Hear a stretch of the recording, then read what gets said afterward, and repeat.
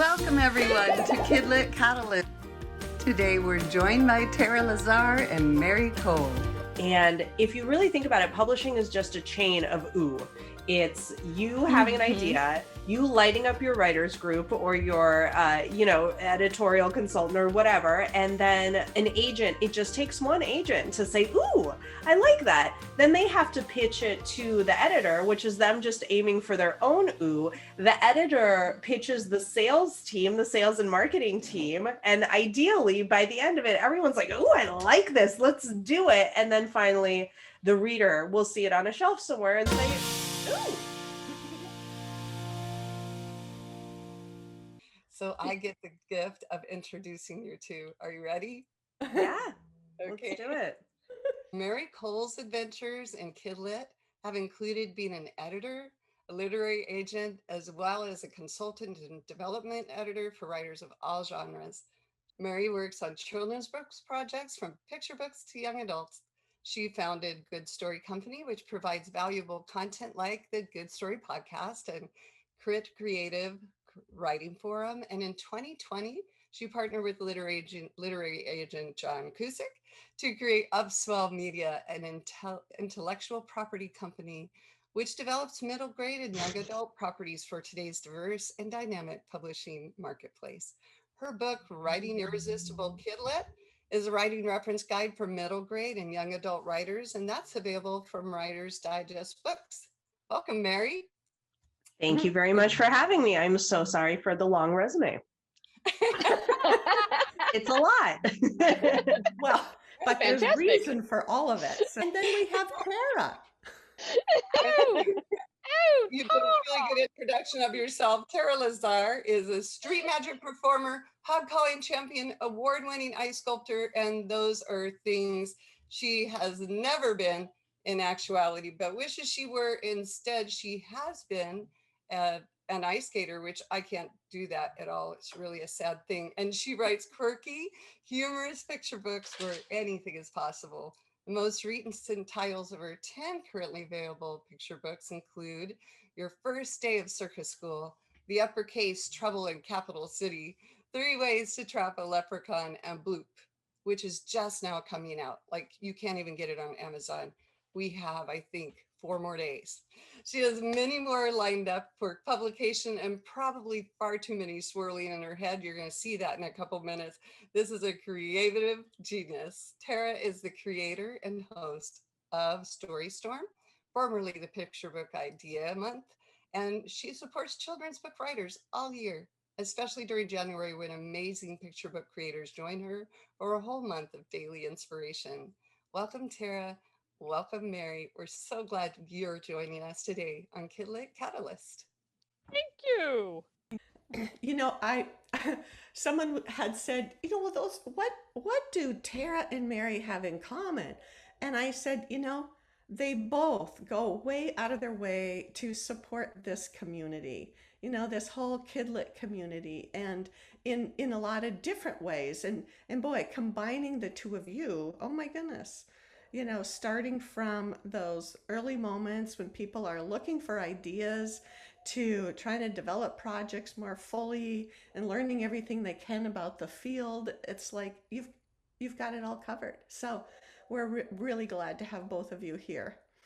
This podcast is going to explode. But let's get back to books. I have been following your blog, Mary, and just am so amazed at just the wide variety of things that you are doing and that you have done. And both of you, how do you juggle all of this? Does it look like I'm succeeding? Yeah. We are actually, so I have the best thing that I have ever done, I think, is building the team that I currently have at Good Story Company. The editorial services give us the ability to staff a team, and they are all such smart, wonderful people. And so we've really been able to ratchet up our efforts in terms of doing what I was doing at KidLit.com kind of by myself. I'm still the only person that publishes articles on that platform. But in 2018, I hired my first editorial assistant, and That's how I grew into so many different brands, because Good Story Company isn't just Mary Kole editorial or KidLit. It is giving the ability to all of my editors and all of my wonderful brains that I team together a platform to really talk about writing for writers. And we have expanded past KidLit a little bit. Now we try to create content for writers of all stripes, ability levels, and I believe wholeheartedly that if you give the community as much as you can for free, then if there is a business on the back end of it, things will come to you and you'll just generate a lot of goodwill in the community from just being out there. And so it's not something that I do because I feel like I have to, I have to publish an article. But a lot of these things, writers tend to see the publishing business as sort of, very, very separate, very impenetrable, even though a lot of agents and publishers and editors are on Twitter. A lot of writers are on Twitter. For writers who are still on the outside and aspiring to get their first book published, it really can feel like an insurmountable gap between them and the industry, which is, in some skyscraper somewhere in Midtown. And so anything that I can do from my position to bridge that gap a little bit and offer some knowledge that a writer who's just starting out might not have yet, I see that as my job. The editing that I get to do with paid clients, that is also my job, but I never would be able to do it if I didn't also teach. So teaching writing is the number one thing that I do, and everything else spins off of that like a wheel. But if I didn't like teaching writers, if I didn't like connecting with the community, if every podcast that I recorded was like, pulling teeth, and I didn't love speaking to this audience, I wouldn't be where I am, and I wouldn't have the platform to do what I do. And that really is what drives me. That's what I think is so great about writing, because everybody can reach a next step in their personal development. And it's those writers who want to learn, who are excited to learn, who are checking out new books that have been published. And they're like, wow, can I use a different point of view? Can I use a different narrative structure? Those writers who are excited to experiment and really take their craft to the next level that I love hearing from and creating content for. One thing when you're talking about, being able to do that for the community, I mean, that's our whole purpose in offering KidLit Catalyst. So that was another reason why both of you were invited. And Tara, in spite of everything, you are so busy. You have this pile of books. I mean, oh my goodness, what did you have? Like, you were hoping for a book, I think, when we first met, and it doesn't seem like that long ago to me. It doesn't. And so no, and it's like, so now you got these 10 books and like a pile more on the way, and you still keep doing this blog that supports writers, and a lot of your writers have had a lot of success too. So Yes. Thank you, both of you. My goodness, our community is so lucky to have you putting out everything that you do. Thank you. No, I mean, seriously, you remember me from when I was starting out, and it's hard, it's daunting. It's, you write something and you're like, this is gold. And you think somebody's going to pick it up immediately. And there's so much to learn. And there was nobody I had as a mentor. There were, I don't want to say that.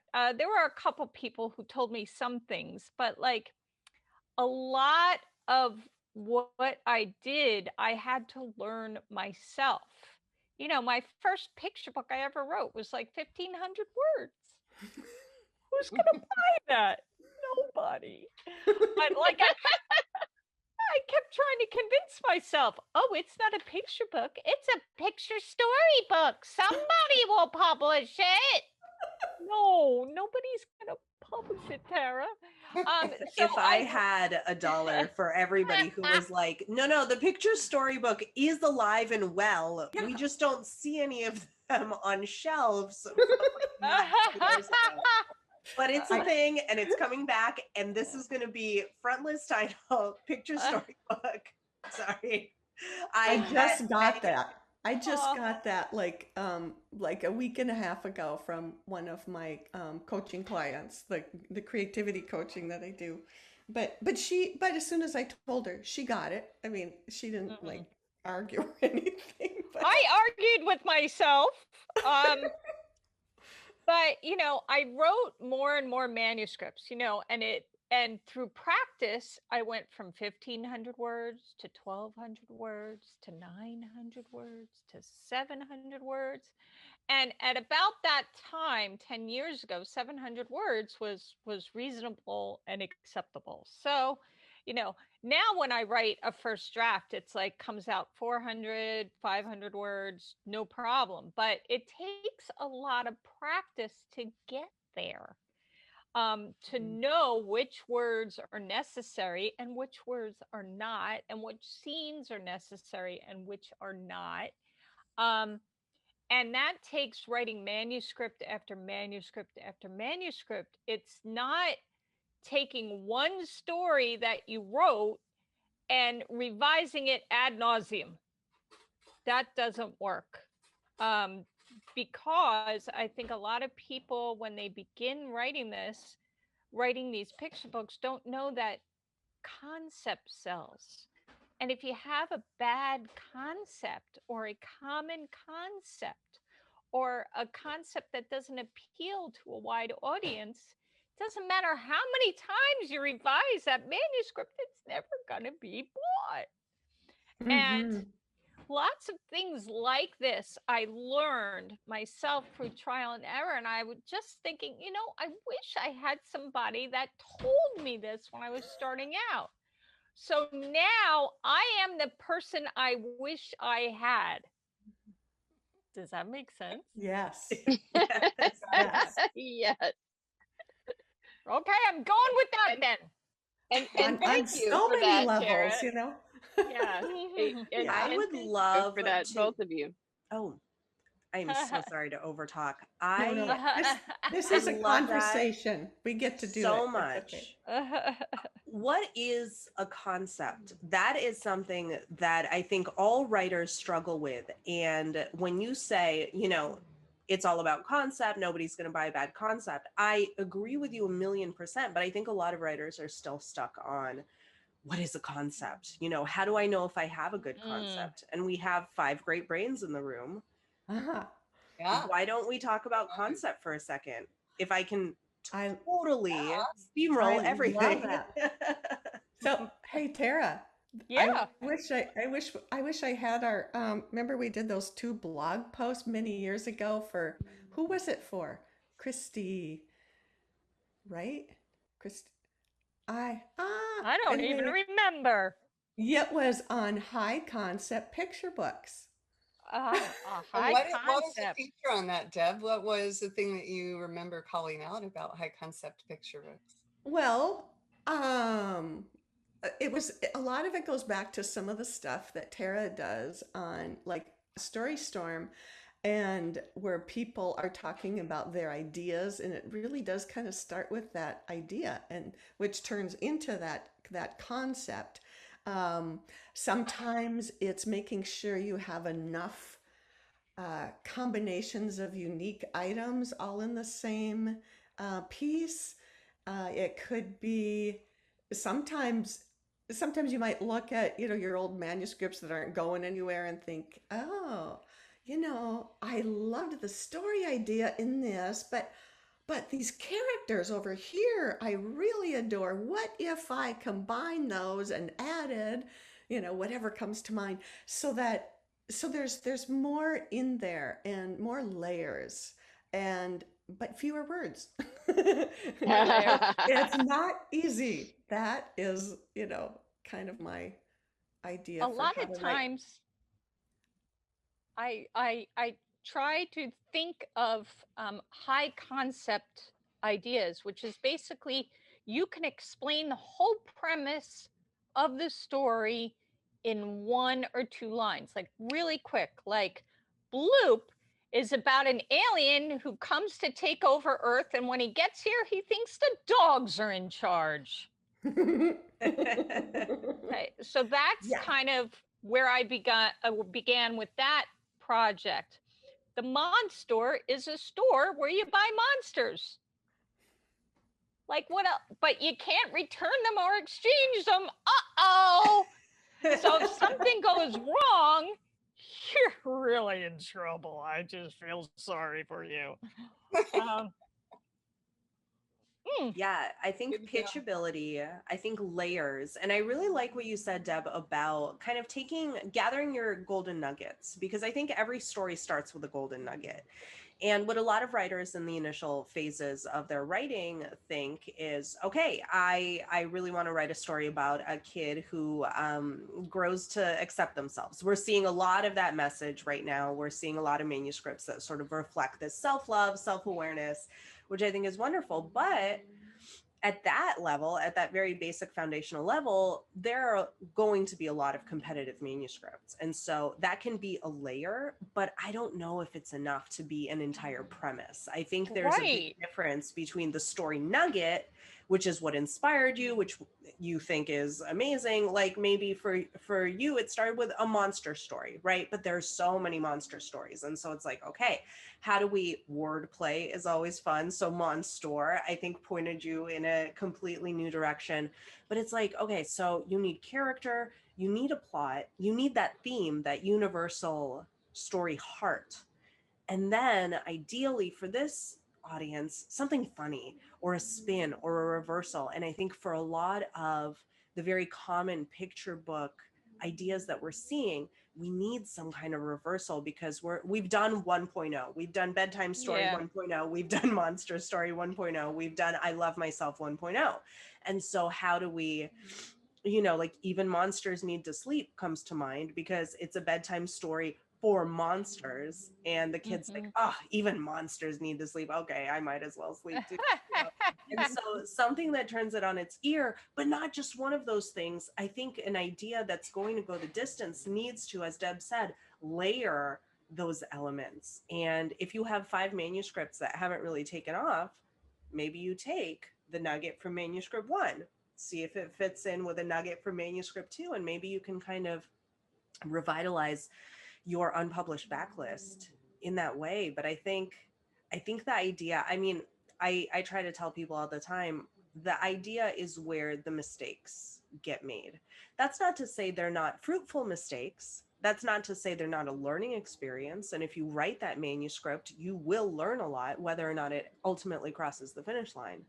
But at the idea stage is really where a lot of people start chasing their own tails. Well, what you said with that initial idea, that initial nugget, that you have a kid who wants to accept himself, or yes, that's good, but it's uninteresting, at least to me, if it's just an ordinary kid. What if it's, an alien? I keep going to aliens because I just wrote an alien book, but like, turn that kid into something else. Because I always feel like kids in picture books, don't necessarily want to read about kids. They want to read about fire trucks and ballerinas and aliens and kitty cats and rabbits, really cute little baby rabbits. I mean, there's lots of other things you can make your character that imbues the story with more interest and more kid appeal.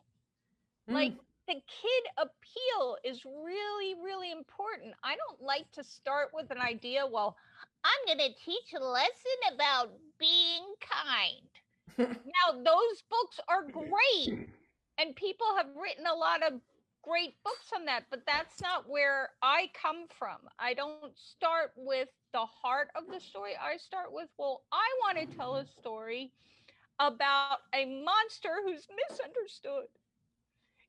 Like, I come from that angle first, and then as I'm writing the story, I find the heart of the story. it kind of comes out through the characters' actions and reactions. But I don't start with the nugget of the lesson I want to teach, because then I feel like the story comes out very preachy. Like and the kid, think about it. Kids are told what to do all day long. All day long. Parents tell them what to do. Their teacher tells them what to do. Their music teacher tells them what to do. Their coach of the softball team tells them what to do. You know, kids don't want to be preached to in books. They want to have fun. You know, they want to sit back and relax. My goal as an author is to let kids have fun reading so that it becomes a lifelong love, because we all know that reading is the #1 predictor of success in life. And so get those kids early and get them to love reading. Yeah, read to kids, read to kids, read to kids. Yeah. Oh, this whole thing. Okay, I have to go back because, oh my goodness, all those manuscripts of mine that are never going to go anywhere. Oh, way too many of them. And Mary, when you were saying that about, what I had said, I immediately flashed back to all those times when I'm talking to one of my coaching clients, and we're talking about the creative process or something, and it's like one of those moments where, oh my goodness, I said that because I needed to hear it right now, So, yeah, I need to go do a little exploring on some of those many pieces that are sitting there. That's exactly what I'm thinking, Deb, is, all those Uh-huh. dead manuscripts that I have on my hard drive, maybe I can take them and Yeah. combine Well, them and rip them apart and work some magic. Maybe they're not just dead manuscripts sitting on my hard drive. yeah. Well, I've always wanted to do a retreat that was, a picture book repair party retreat where we all bring our manuscripts. It's like, well, okay, could I borrow that one from you and tie it in with this one? And No, you cannot borrow anything. I would give mine away just to see them out there. That's the thing. I think so there are several kinds of writers, right? And the writer that I do see challenged more on their journey, if that's fair to say, is the one that has one idea that they've been tweaking for years, months, decades. And I see writers all the time come with a manuscript where, some writers kind of put a copyright symbol on their manuscript. And I'm like, copyright 2009. Okay, so this is a fresh take that we're getting. But I sort of push all of my writers, if I feel that they're kind of capable of it or receptive to this idea that ideas should be a dime a dozen. And I know that is sort of anathema to this idea of kind of having this nugget and then like tinkering with it and then creating it and seeing it through to the finish line. I love that commitment. At the same time, I do think there's something to be said for always generating ideas. And the writers that I see struggle more than others are the ones that really don't generate new ideas, or they're not always thinking on the idea level. They have their idea. And remember, a lot of mistakes happen at the idea phase. So if you dig in at level 1, you may be digging into something that is potentially flawed, or maybe not for the market, or maybe something that is not layered enough to really capture the reader's imagination. And so the writers who are flexible and can say, I was noodling around with something new and I kind of like that, and maybe let's run with that for a minute. Or, I had an idea in a different category. This happens a lot with children's books. I'm writing picture books, but I have a really great middle grade idea. It's the people who are sort of polyamorous with their ideas. Not really as monogamous and committed. I think commitment to the craft, commitment to your goals is absolutely required. But commitment to one idea is where I see a lot of writers get tripped up if that idea may not be the one, and it's kind of hard to know when you're just starting out what you have, is there a there? Right. Writers are not that great at being able to parse that out. But if you turn yourself into a conduit for ideas rather than, pairing off with their high school sweetheart, not that there's anything wrong with that, I see those writers go the distance. Sorry, did I? That is so true. And and it could even be that idea was wonderful and perfect and just wasn't finding the right home, or maybe you had an agent that wasn't in love with that for some reason. And but then if you still keep working and working and working on it, it's just going to eat you up. And you do have to sometimes set things aside, and sometimes you can go back to them later and they can be a huge hit. That doesn't mean you're giving up on it. It means you're not giving up on yourself. Well, and there's the power of the drawer too, right? When you stick it in the drawer, it magically gives you new eyes when you look at it much later from oh, that's what this is missing, right? So if you're generating more ideas, you can give it time to rest and, if you will, rise a little with yeast. And Laurie, you have one that you worked on. What was it, like 10 years? Oh man. Yeah, Emmanuel's Dream was 8 years from when I first got the idea to when, it was on its way to being published.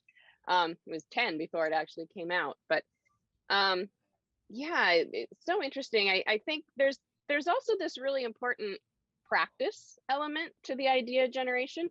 And I really credit Tara for teaching me how to do this back when it was Pybo Idmo.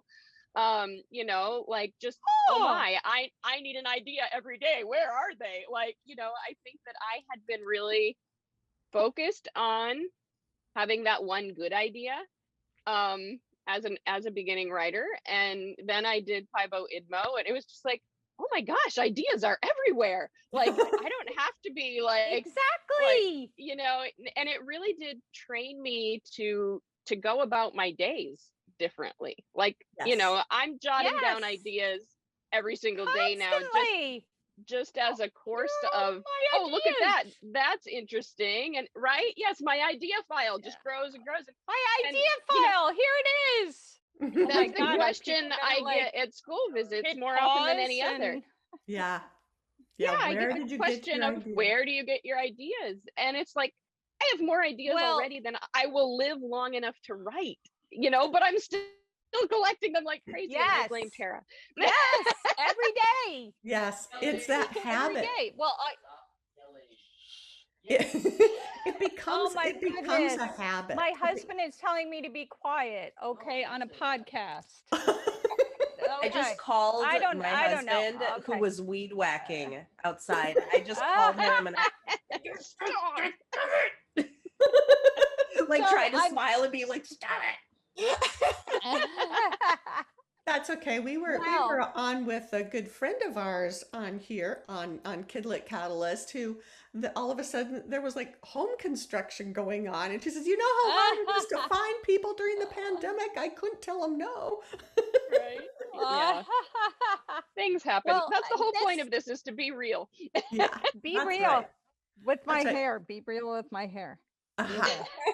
Yeah, but that thing about ideas, a lot of people don't realize that thing that Laurie was just talking about, where it becomes a habit because you have it in your mind. And even when I taught kids, I mean, this is over 30 years ago, we talked about being idea hunters, and then they would come back and tell me what they caught, on the next day. That's so cute. Yeah, well, it was, they were an amazing group of kids. It was very fun.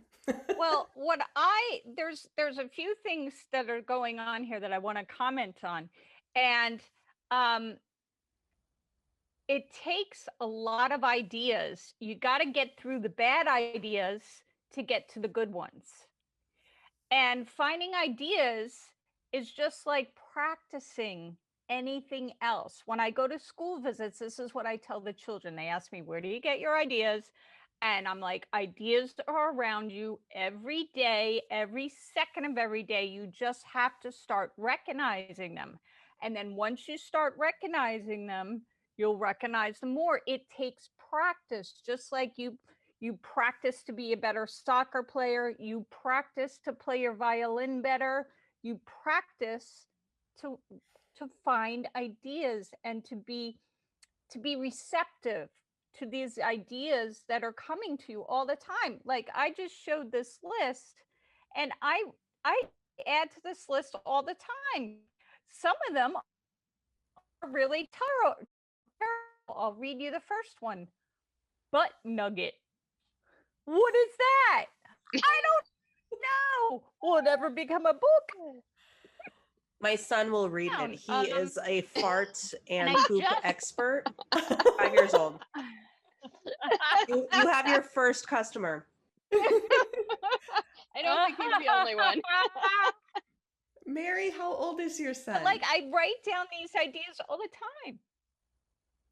5. Oh, perfect age. I have a 2-year-old and an 8-month-old. Yeah, I've trained my whole KidLit army now. I have them staggered for picture book and board book. So yeah, that's really the end game for me of having children.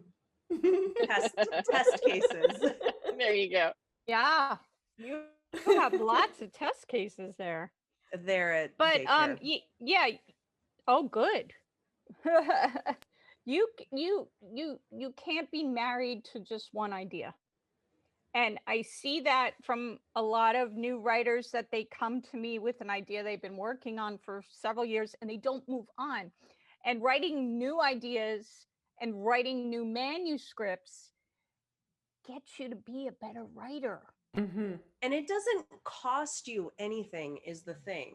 No. I really want to emphasize that. Like, it is, so the brain is very trainable when it comes to learning to think a new way. Just like I think you were saying, Laurie, you went through this process of just existing differently in the world, sort of seeing everything as fertile ground. And so it's, if you have a manuscript that you've been tinkering on for years and it's not really yielding much in the moment, you don't lose anything by putting it. I love the magic of the drawer. I did an interview with Laura Sebastian for Story Mastermind, which is a small group workshop that I run.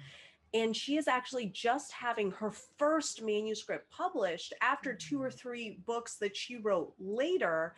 Those were the first ones to get published. And I think the book she has coming out now is her first ever manuscript that she went back and she retooled and tinkered with. But you don't lose anything by putting it away, because it very well could have a life, but you lose potentially so much more by being, you know, very kind of myopically focused on one thing, because the brain really can plug you into a new reality if you open yourself up to it, in terms of being inspired by small things that you see, snippets of conversation. You know, a lot of novelists that I talk to, they write, you know, they go and they haunt around in coffee houses for snippets of conversation. And who knows, something may germinate from there that turns into a story or a character that turns into a novel.